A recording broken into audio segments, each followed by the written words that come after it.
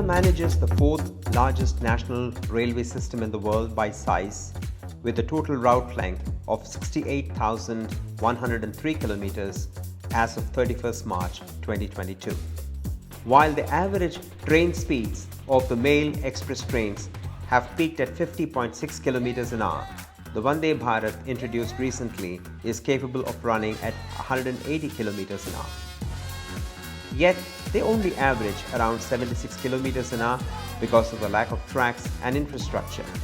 Meanwhile, the Shanghai Maglev runs at 460 kilometers an hour and the CR400 Fuxing at 350 kilometers an hour in China, the ICE-3 at 330 kilometers per hour in Germany, the TGV at 320 kilometers an hour in France, and the JR East E5 at 320 kilometers an hour in Japan. The Vande Bharat is undoubtedly a major upgrade or improvement from the current mail express trains that operate in the country, but only a marginal improvisation, barely addressing any of the 5 dimensions of transactional value, including quality, cost, delivery, service, and flexibility. While we celebrate its success, we must not forget that it falls neither in the mind to market nor time to market categories of innovation. Indian Railways is one of the biggest employers in the country with over 1.4 million employees. 70% of its estimated revenue expenditure is towards wages and pensions. It is struggling with eliminating obsolete jobs while being found wanting in both efficacy and efficiency of its operations. It works on outdated technology, is poor on security and operating standards, and yet transports the people and goods of the largest populous country in the world, which is a miracle in itself. It is a microcosm view of the legacy of the British Raj that the country over 75 years of independence is yet to overcome. It is not the brightest and the best of minds in the country who seek a job with the railways, nor has the railways found a way to build private partnerships due to the inherent corruption of contracts in the system. Against this background, our featured guest, Sudhanshu Mani, is a refreshing profile to pick. He spearheaded the making of the Vande Bharat and succeeded against great odds in delivering it within the scales of economy and time. A poet at heart and an engineer by education, he has brought the rare quality of leadership to his job and work that is refreshing and reassuring at the same time. What were your challenges in terms of leadership? Leadership challenge both above you, whether it is the executive bureaucracy or the political bureaucracy, and below you, which is the workforce that basically needed to be brought together. Yeah, first of all, thanks a lot for inviting me today, and namaskar to all your viewers. Okay, so I'll come to the part which is easier, that is to win over your those who work for you uh, and maybe colleagues. And it was even easier in the government environment that I was brought up and worked all my life. So, Indian Railways has not gotten over the colonial hangover in spite of 75 years of after independence. It is, I mean, I'm not a critic of Indian Railways, I'm a lover of Indian Railways, but it has a very feudal setup and it has barricades of propriety, misplaced propriety, protocol.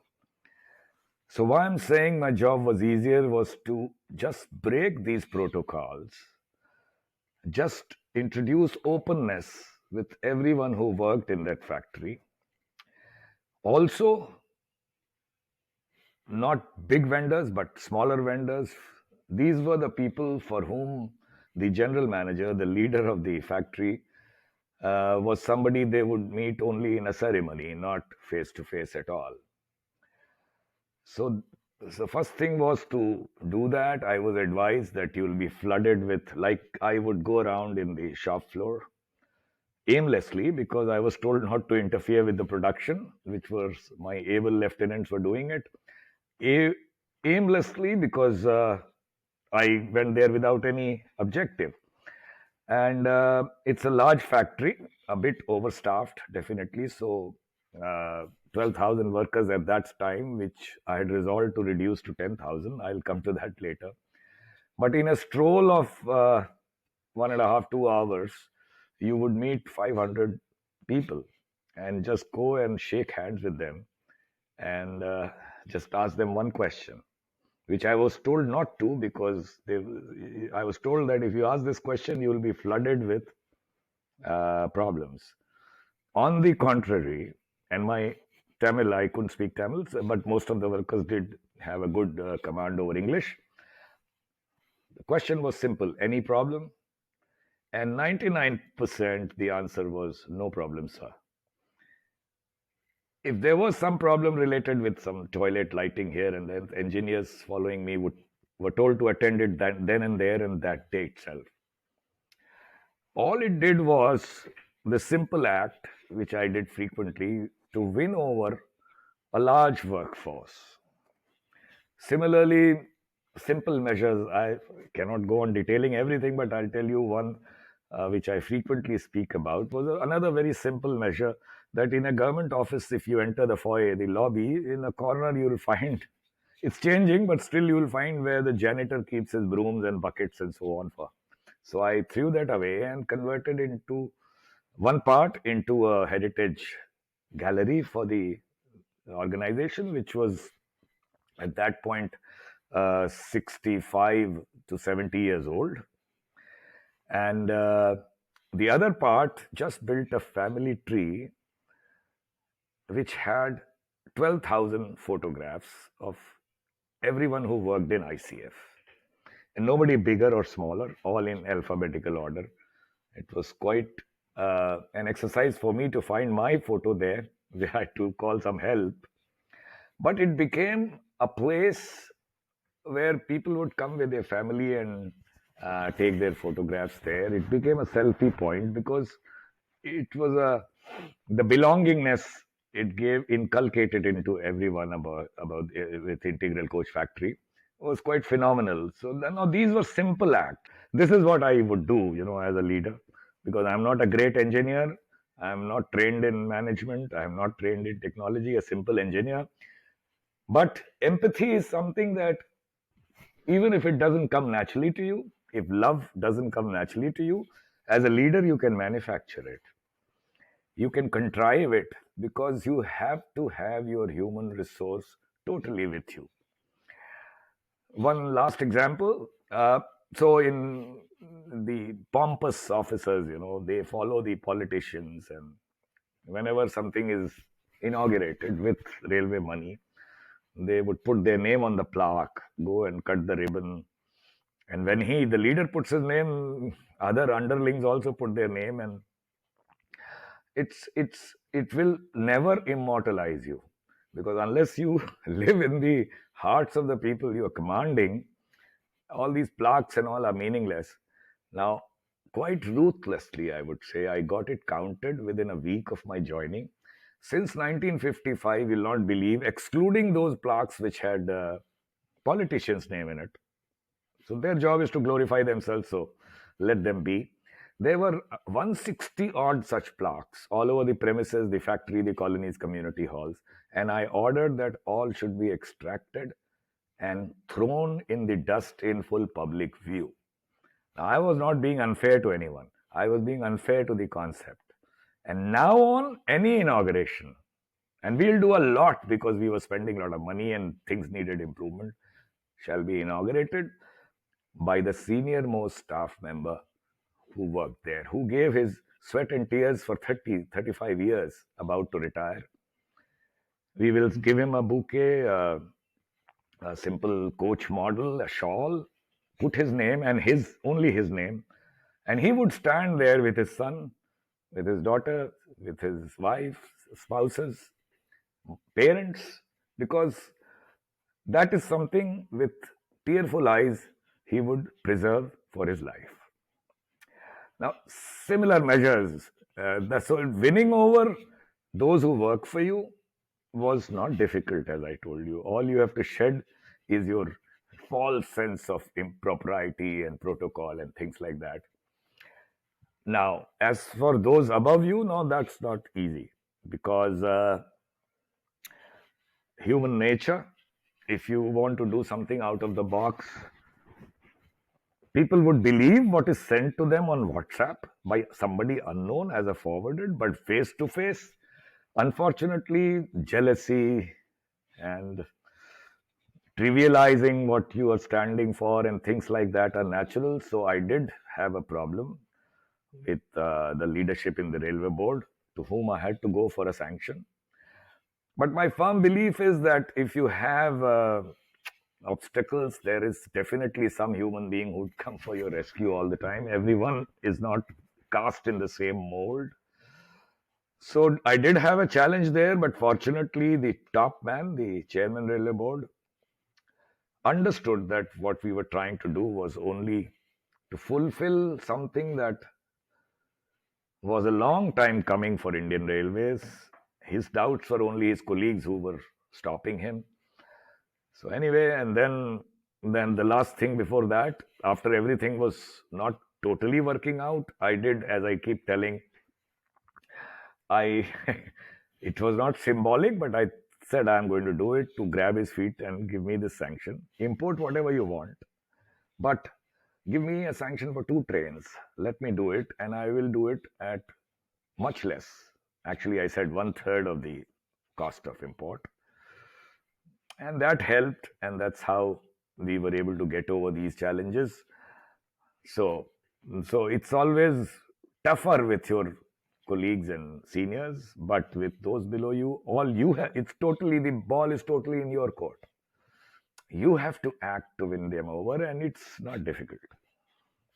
You have the energy of perhaps half your age, and not just from the point of view of your zeal, but also from the approach to things. So what have you been doing since your retirement? The first thing that a retired bureaucrat looks for is some assignment to be handed over by the government so that he can continue to enjoy the fruits of office, uh, which he gets used to so much, which are, a large house, chauffeur driven cars, and things like that. That is something I had decided early on is not for me because uh, this was the time that you were, for once, totally free to express yourself. Whatever I may say in service, there is a protocol to be followed. I mean, you cannot go public with your thoughts and so on. So, first thing was, this was the time to express myself totally freely. So, although there is hardly a bread and butter issue, but to be remain in touch with what is going on in railway and metro domain, which is where I have worked all my life, I took up those consultancy offers, which came from railway industry about to enter the railway industry or there and trying to come with a new product, but with a condition that I'll be able to do some overview and strategy meetings with you, give my advice once or twice a day. This was pre-COVID time, so this was actually involved travel. COVID made it even better because then everything gets done on Zoom, and so I took up some assignment. I still do that, and I keep in touch. But that's not really my heart's calling. So I got this time, so indulge in three, four things. One is, of course, writing. So I had written five books before retirement. They were all related with visual arts and railways. Some peculiar subject, so to say, but I had worked quite a lot on that.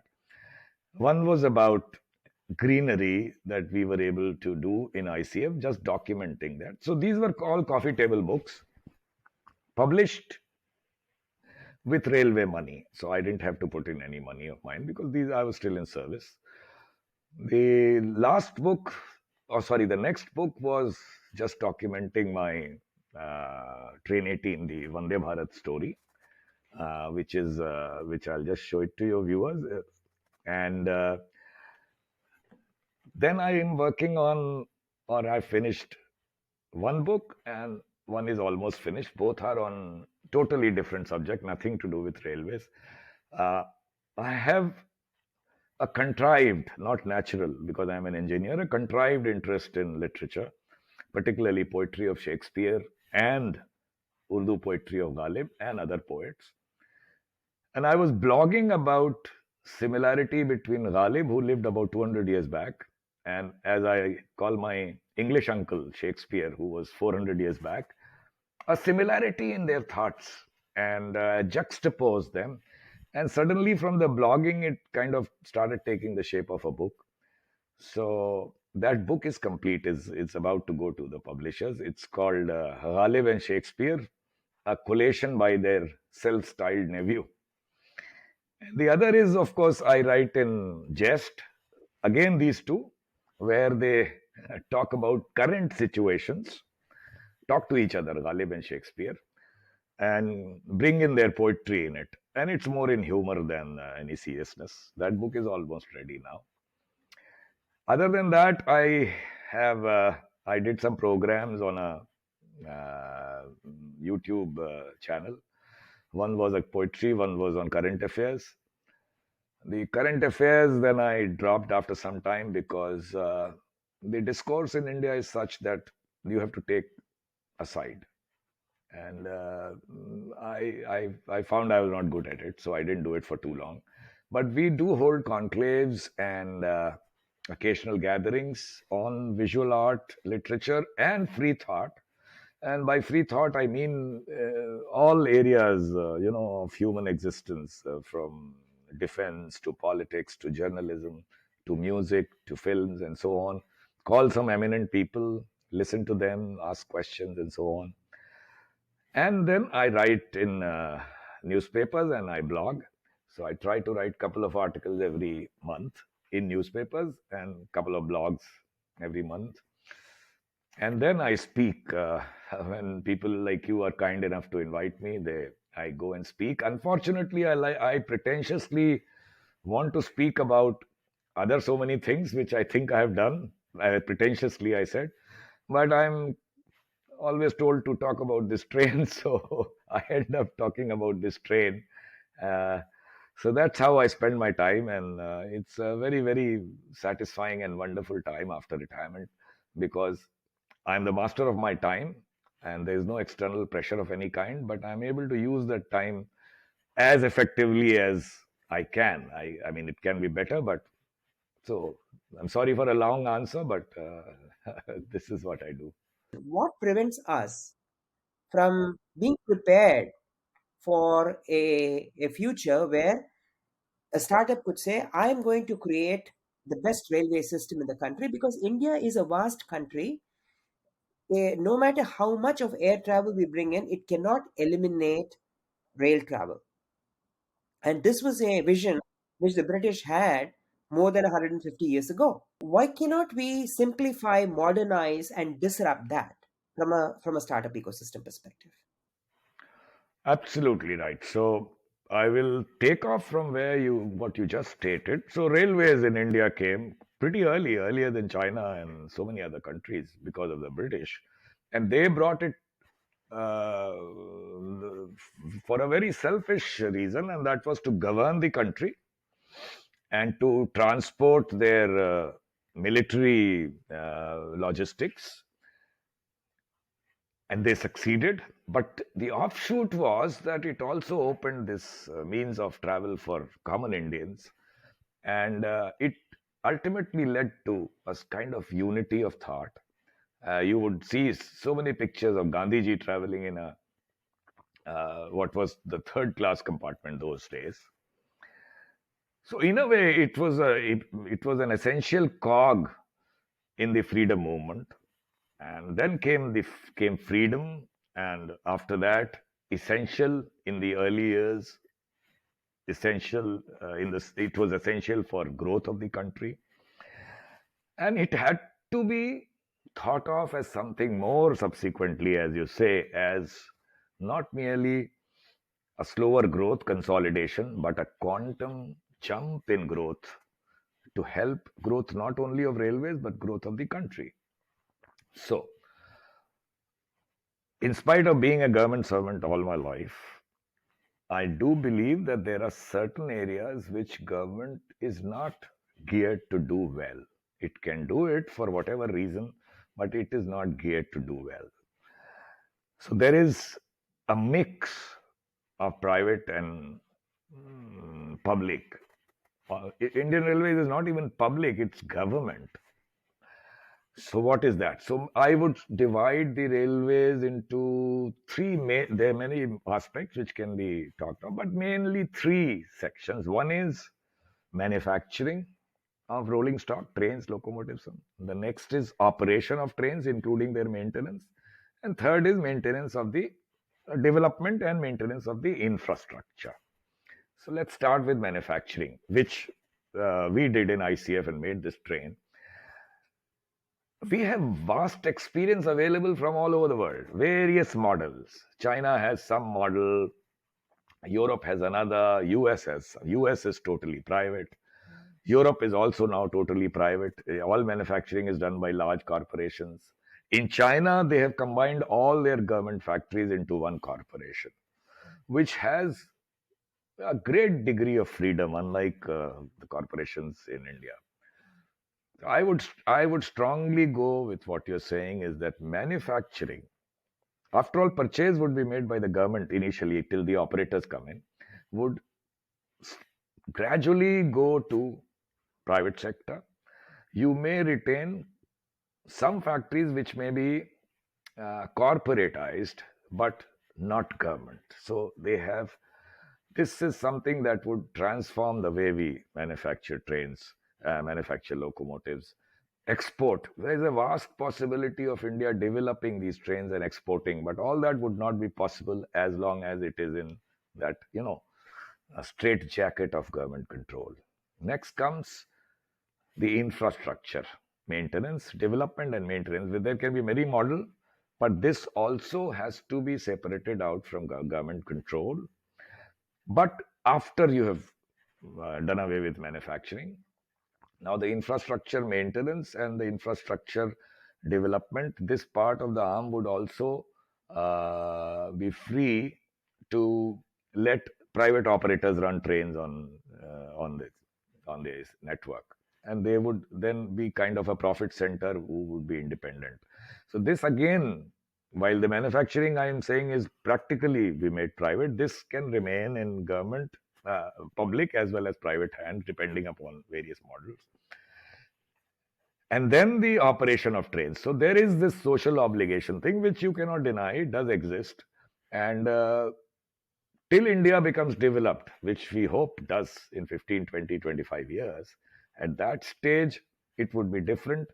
People will have more money in their pocket, but till then, you have these common men who have to be transported at a very small cost. That's a fact that we have to take care. No private enterprise is going to do that. So divide it into two parts. All the premier trains should be run by private operators. They can make good profit and share this profit with government, because people will pay for value. Right now, you don't give them their value, so they don't travel by trains, or they grumble, or it can give a good run for their money with airlines. Let that be done by private sector. Then you can have the government or the public arm operate trains which are part of the social obligation. After all this is a matter of subsidy. How do you have that subsidy come in is a model you decide. It is ultimately money out of government's pocket, government spending, which is subsidizing this travel. So find some way, without going into the detail, that the requirement of the common man is also taken off with a clear mandate, which I keep saying, treat your common men also as human beings. Right now, in our lower classes, we may be charging very, very little, but the way we carry them is almost inhuman. A developed India is not going to see that. So take them in comfort. Don't charge them much, but still take them in comfort. Let every train be air conditioned. In a weather like India, you cannot have non-AC trains. And third, I said infrastructure can again be a mix. But initially, because there are failed models where infrastructure were handed over to private sector, keep it with government, and slowly go for a private certain area like certain northeast where the rail density is low, where social obligations are more than country's security, and those things come into picture. Jammu and Kashmir, keep it with government. So again, I gone long and winding, but these are the things which will take Indian Railways and rail travel to another quantum. If it remains the way it is, it will not, because it's a large employer, and that's an albatross around your neck. No government wants to take that initiative and say clearly that we will privatize. It's become a bad word, and which is bad for the country. It is not a bad word. Selective privatization is a need of the hour. Otherwise, progress would not really take place. We, not only as a country, and I think this is something that is being done in other countries, is to take an overall look at it from the perspective of mobility, right? And how do they feed into one another? And the second aspect is, why should not a private organization be responsible socially? Private industry can and should do is that they should be able to bring in the social responsibility into their design. Government and private, that discussion is actually still on a financial level. Why can't we look at it from a design level and say, how do we change this from a mobility perspective? So first of all, this discussion of private and public also has to be viewed. I'm little digressing, but so it's saying that if something is in the hands of government, only government will do the part of social obligation, private sector will not. Is actually there is to some extent erroneous. Although I also said this, but I'll tell you why. So, social obligation means a certain subsidy, a certain spending by government, which is not remunerative, which is kind of something that the government does to upliftment of people. A private sector can also do it, provided that kind of subsidy is transferred to the private sector, and that can be done. And the advantage would be that the private sector would do it more efficiently. So, that therein lies the answer to your one of your questions, is that yes, engaging private sector to look at the entire mobility would definitely be beneficial, and I'm sure private sector with experience would do a better job. Anything done in this direction, any small step is also going to be beneficial, because you raised a very pertinent issue. See, it is not rocket science that in certain large cities of the world, all the mobility uh, for commuting, for example, buses or even waterways, trains, and perhaps some other mean trams, you can travel by buying a single ticket. They are integrated in some manner. So even in a city like Delhi, which has a metro which is going to be 25 years old soon, this has not materialized. And it's because of these silos of these organization of metro being different than the bus corporation of it, whatever it's called now, different. So obviously that a much bigger thinking has to go into it as to why are we not able to even implement which is possible today, and then lift ourselves from this morass and try look at that solutions for the upcoming cities or larger cities is absolutely something which needs to be done. Now one can say that speaking is easy, doing is difficult. I agree, it's not going to be easy, but a thought towards this must start, an engagement of private sector. No, but some of these things have been already done 20, 25 years ago in other countries. Absolutely. That's what I meant. It's not rocket science. It is just that we have to break these silos. And the initiative has to come largely from the government. And in our case in India, largely from the central government, because you see, even in metros, uh, although management is more or less with the state government, but the central government is a large stakeholder. So every time a project is funded, central government's nod is always has to be there. So central government's initiative is first. Another thing is we tend to blame the private sector for many things, including R&D and imaginative solutions and so on.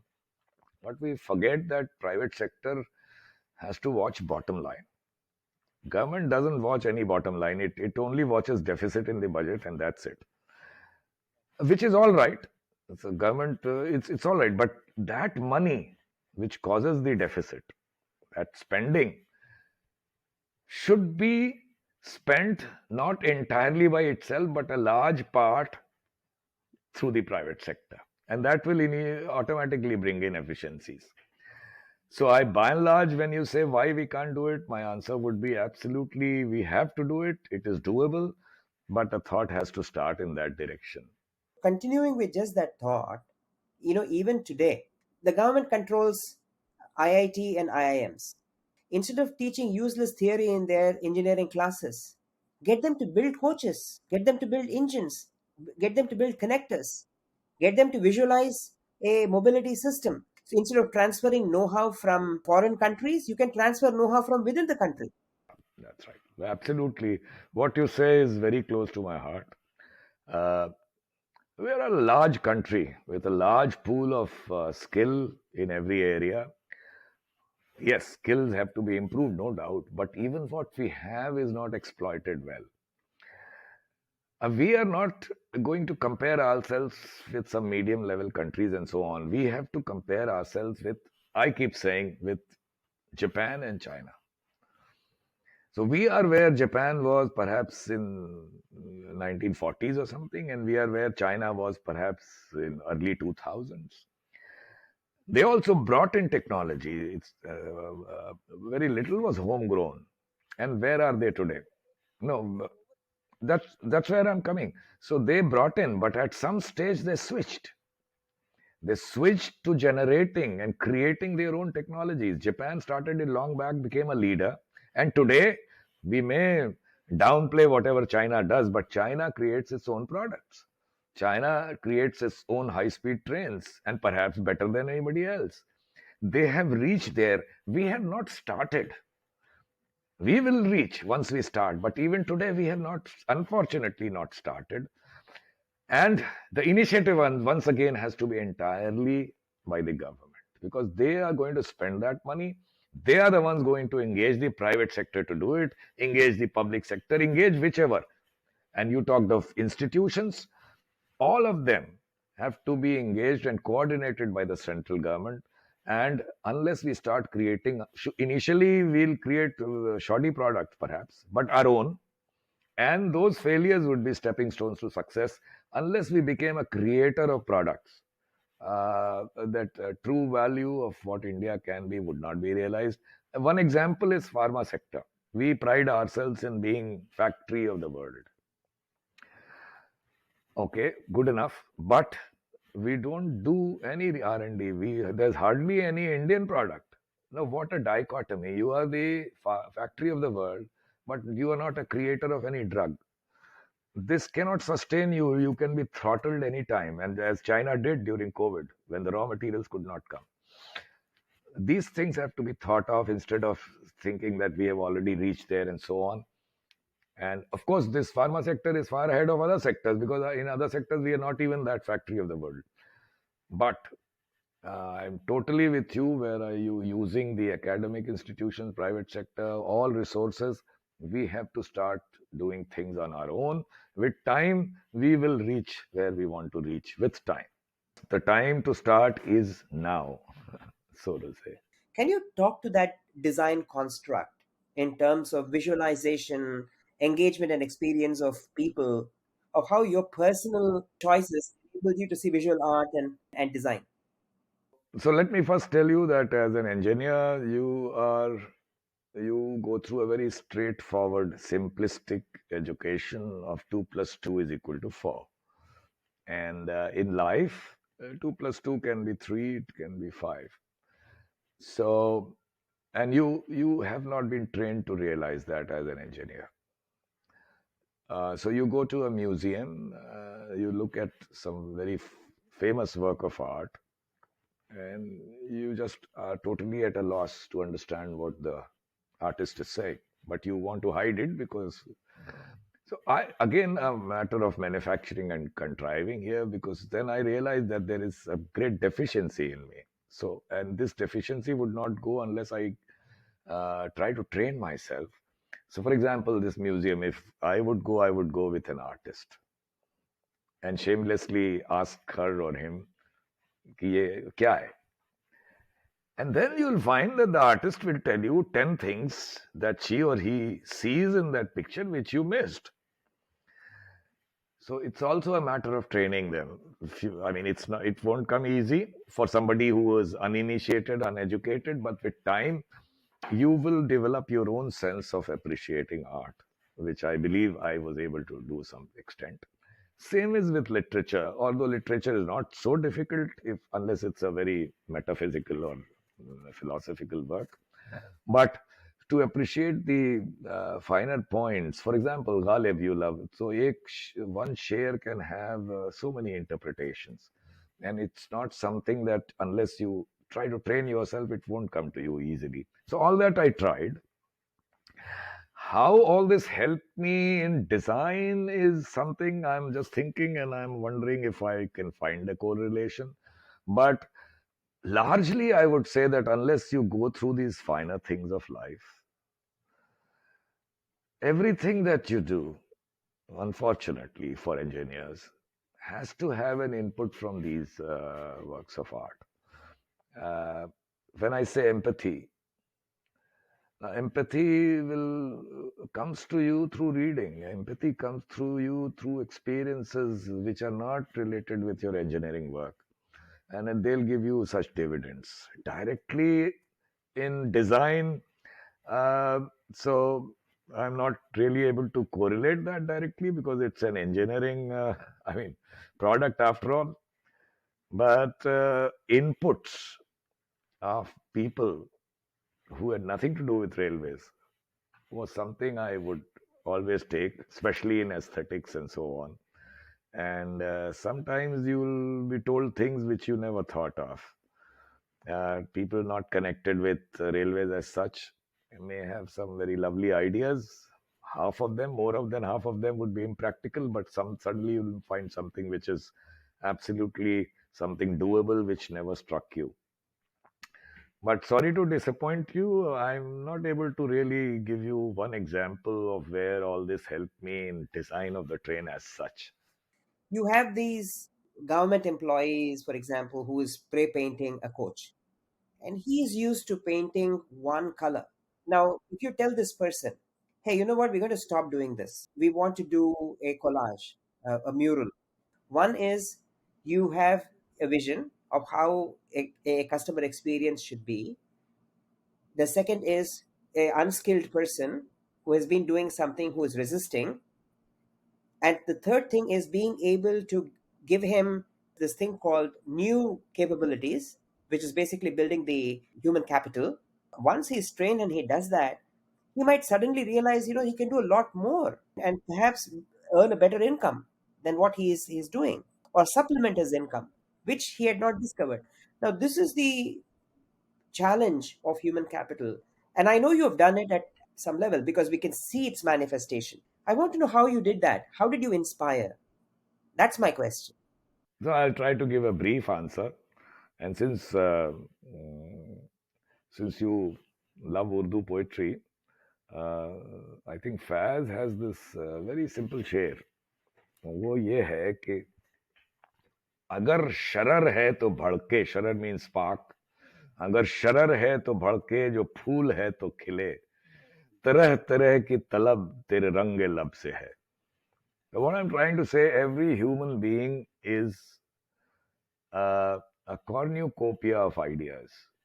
And the leader's job is to encourage those ideas and pick up, not everything, obviously, but debate, never patronize, never ridicule, always encourage. Adoption is in your hands. And when I look back, whatever I have been able to do, I think majority of those things have burgeoned and have progressed because of an idea coming from those below me, not from anybody telling you to do something or not my own creation. So, what a wealth of ideas exist which we don't exploit because of our own conflicts and contradictions and so on.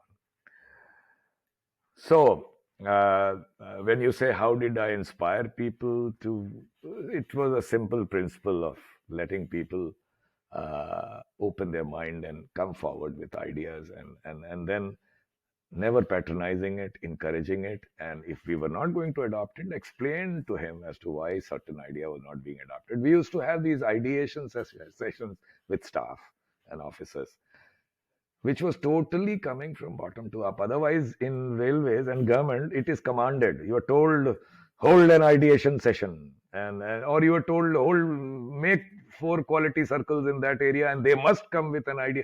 I mean, this is not something which you can command. So you can imagine if somebody's idea is chosen, or somebody looks at somebody else's idea getting chosen and getting implemented, that's motivation enough. People, there's no other incentive bigger than this. And when they see this happening, then you are flooded with ideas practically. So it was all this simple measure, again, I say, of inviting people to ideate and experiment and see in their little way how they can improve a coach or working conditions and so on. And it seemed to work well, I would say. Bringing this conversation to a conclusion, I would like to ask you to give your perspective or your advice in railways and in government and even in private sector who are afraid to express themselves. They have a lot of ideas, they have a lot of talent, but somehow fail to find that expression. Not that we don't have talent, how do we come out of that slavery mindset or subjugated mindset and be able to express? Yes, it will be a challenge to express sometimes to authority, but one must find creative ways like you did. Love your quote in terms of saying you're going to lose your respect sometime or the other. It is better you lose it in a good cause. That is itself a great perspective, but having said that, how do you reinforce it? See, we are told, young people, especially I'm talking of young people who are told that you must live your dream. But that's a very impractical advice because, I mean, first you have to look after your bread and butter. And only when you are secure from that angle can you look at your idea. So I say, of course, secure your bread and butter first. But every man has ideas, every man has dreams. Don't let that dream ever die. Let it lurk. Don't let it be extinguished. Because that dream, that idea of yours, and multiple ideas, multiple dreams, is you. That is what makes you. Don't let it die. I'm sure someday you will get an opportunity to realize that dream, and that is the time. Now, as President APJ Abdul Kalam used to say, that a dream is not something which you see while sleeping. It is something that doesn't let you sleep. Now, that is the time that your dream should not let you sleep, because you've got the opportunity, the platform to do it. Get consumed by it, and joy's, as the Shakespeare says, that joy's soul lies in the doing. You will enjoy every moment of doing and trying to realize the dream. Never get disheartened by lack of opportunity. It will come to you, but when it comes to you, give it 120% of yours, and the world would be yours. Giving it 120% means that you have to be prepared for it. Yes, of course. Yeah, you're right. You have to be prepared and believe that this opportunity will come to you. Don't let that dream die. Wait, and when it comes, give it your 100%. That I'm sure that opportunity to realize that dream would come to you.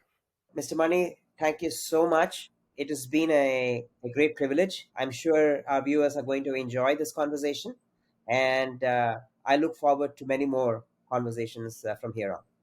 There is a great deficit of leadership in every society, and this needs an urgent upgrade. Unless and until leadership is upgraded, there is a great danger that any progress shall be made. Bold action is required. That must be supported by risk assurance. Design thinking is prescriptive for every single human being on this planet to rewire the way we think. We need mindsets that will think of contribution more than consumption. Innovation will follow when personal transformation happens.